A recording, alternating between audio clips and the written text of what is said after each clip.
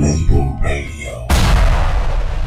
This is our 100th episode, and we got Dilated peoples in the building. Episodes. Yes, Crazy. 100 weeks, right? This is tight. This is tight. It's like you did like a whole greatest of.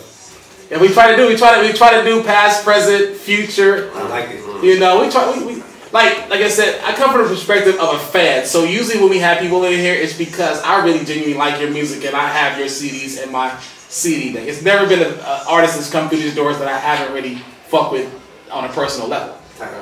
You know, so you guys, like I said, being from the coast, made it even more so. I was, championing you guys because you guys are me. At the end of the day, you guys are me. I just can't rap as well as you guys. Oh, man, appreciate it, man. So now we talked about your favorite albums. You said, of course, Expansion Team, and now the new album, Directors of Photography, right? Right. Yeah. Where'd the title come from? We had DP's a director of photography and taking pictures and stuff. We just figured it'd be dope to have like an audio visual experience. We put like photos in the packaging. You gotta see it's next level packaging with like different photos. I actually bought, we talked off air, I actually bought this album. I don't buy niggas albums no more because I feel like I bought so many whack ass albums, they owe me money. But this came out and I've actually bought it and I actually was like impressed by the packaging. You guys actually put some thought into it because people don't buy CDs anymore, so you guys put photos in there. Even the homie Skinhead Rock got a photo in there. We just found photos that we took or other people took on Instagram, and like we made it like a photo, like Polaroids, each one. Yeah. And like it costs a grip to make, so like we want people to know we take it serious with this record. Like we put everything into it, from the music to the beats to the presentation, everything. And you guys are independent now, right? Yeah, on Rhyme Series. Okay. Yeah. Okay. How was going from the capital? Actually, how was going from ABB, which is independent, but it was kind of a shaky independence, saying just to keep it there. I know some history, but we will keep it positive. And then going to Capitol, and then they kind of changing regimes, and then going to Rhyme Series. How has it been going through those different type of elements and being here now? There's different levels of independence. Some people are truly independent. They're on Venice Beach or they're selling out the trunk of their car. Like that's real independent. And then there's being on like Rhyme Series or Stone's Throw or labels that are sick, still independent, but have a team in place, a way of working records and a way of getting it done. So yeah.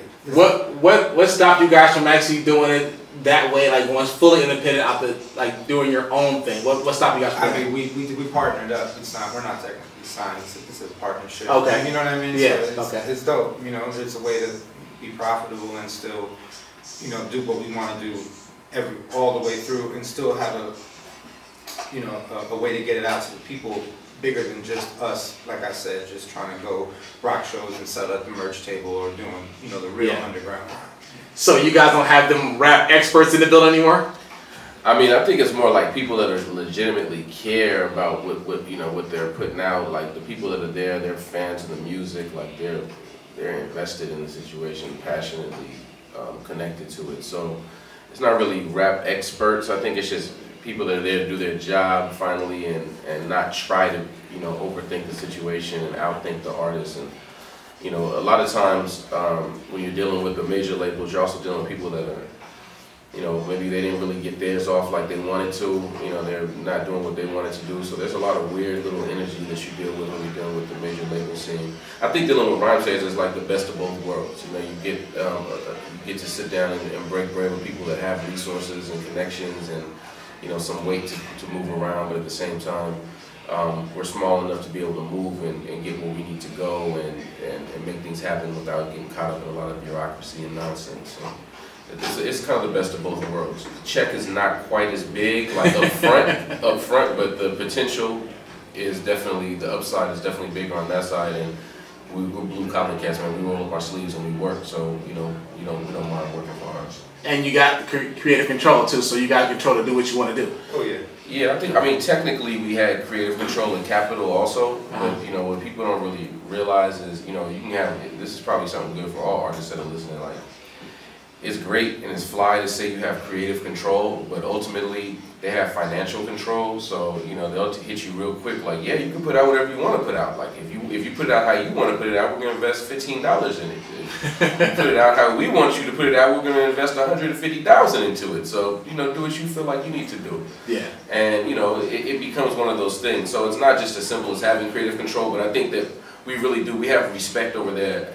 People respect what we're doing. It's not just like moving units. Like when you deal with a lot of the major labels, you might as well be boxes of cereal or something. You just, you know, a SKU, you just a number product to move. And I think when you're dealing with a label like Rhyme Sayers and a handful of other labels like that, you're dealing with people that really care and that they want to be associated with things that they can stand up and say, hey, I'm connected to this project. And I think that that's something I really appreciate about them over there. That's dope. That's dope. So, of course, your first single was Good Is Gone with DJ Premier. Yeah. And how did that come about as far as working with Premier? I mean, I'm sure you guys have done things with him before, and he's a fan of the brand. So, yeah, we worked with him on Expansion Team. Yeah. I worked with him on Cats and Dogs twice, and then on this record. But you know, when we did the Dilated thing, we didn't get to put it as a single, so it was just another album cut. Not just another album cut, but it was an album cut. Yeah. So with this one, we had the song Good Is Gone. We felt like let's blast it off with Premier, you know, making it a single, just rocking with that as a statement. This is how we're coming out. Yeah, like I said, this album impressed me. Like as far as new albums from Cass has been doing it for a while. You get some of the staleness, you know, with people kind of just going through the motions or whatever. But it seemed like you guys are just as hungry today as you were. But you got to think 15 years ago. We haven't made a group record since 2006, but we've been really active. I've done a lot of solo records, rock with solo record, Bad Blue Duck Season, touring actively as a group and not as a group. You know, so we've been sharp, rapping, doing creative shit, creative stuff all the time. You can say shit. This is. We're doing creative shit all the time, so it feels like, you know, we're kind of in a different place than a lot of artists who are coming back together to get a check or because Taxman is calling or something like that. This is something we genuinely wanted to do, and we had to make it tight.